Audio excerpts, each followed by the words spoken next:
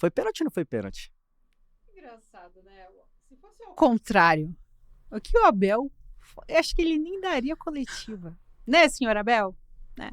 Os próprios palmeirenses sabem disso. O Abel Ferreira é 880. E assim, é legal, ok, você defender o seu peixe, mas assim, a gente tá falando de algo bizarro que aconteceu, escandaloso. O pênalti, ele faz malabarismo com as palavras, Dario e Sá. Assim, malabarismo. Olha, o Alan escorregou, foi sem querer. Olha as palavras que ele utiliza. Aham.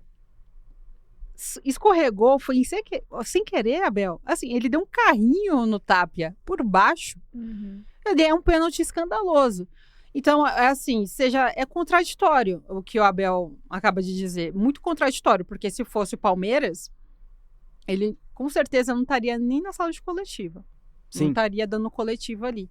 Porque seria um ato de protesto do treinador português. Né? Então, a gente vive em um momento da arbitragem brasileira onde ela é, sim, tendenciosa. E a gente vê que alguns dos seus comandantes, né, dos clubes, se faz assim não sei, talvez.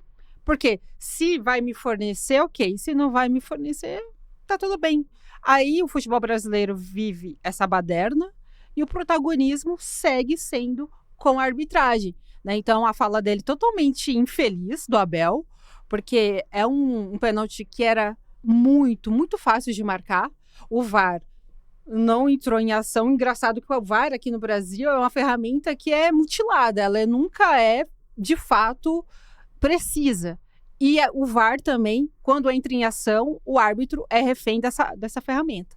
Então é difícil a gente vivenciar o futebol brasileiro cada vez mais com falas assim, né, de comandante dos clubes e também de uma arbitragem pífia que foi nesse final de semana, não só no Morumbi. Ô Ju, eu entendo quando você fala, mas eu também acho que o VAR tem servido de muleta, assim, sabe? Não dá pra gente ficar se apoiando só no VAR, né? Sim. Acho, na minha opinião, né? O VAR não funcionou, o VAR... Então pra que tem o juiz lá, né? Então pra que tem um árbitro dentro de campo que não... E tá em cima do lance. Exato, tá em cima do lance, que não dá o pênalti.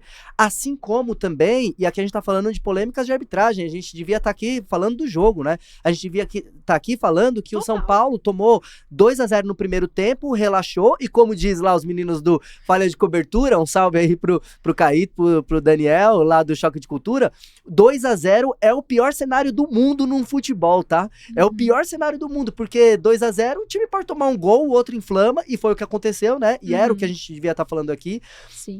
E aí o Palmeiras volta no segundo tempo e consegue fazer 3 gols num São Paulo totalmente fragilizado, né? Mas não, a gente tá falando aqui da arbitragem, a gente tá falando de erro, a gente tá falando de uma CBF que acabou de soltar aí novidades pro calendário, mas nada fala de arbitragem, né, Sabrina? Então, e aí tem o outro lado, você falou dos comandantes aí dos clubes, né? Tem o outro lado. E o outro lado São Paulo também reclama de uma não expulsão do Andreas Pereira.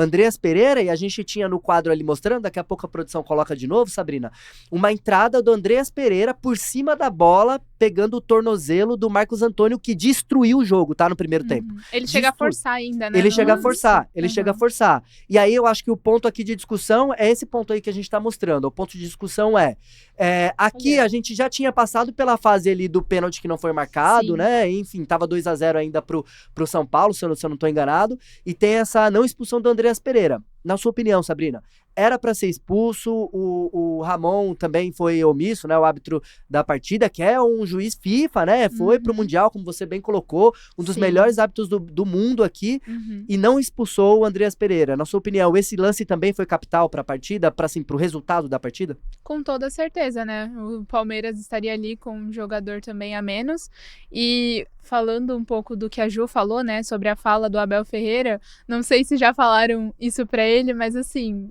sem querer também é falta, sem querer também é pênalti, então não tem como usar isso. Sim, eu acredito muito que essa expulsão teria influenciado ainda mais na partida, né, já que teve o pênalti não dado.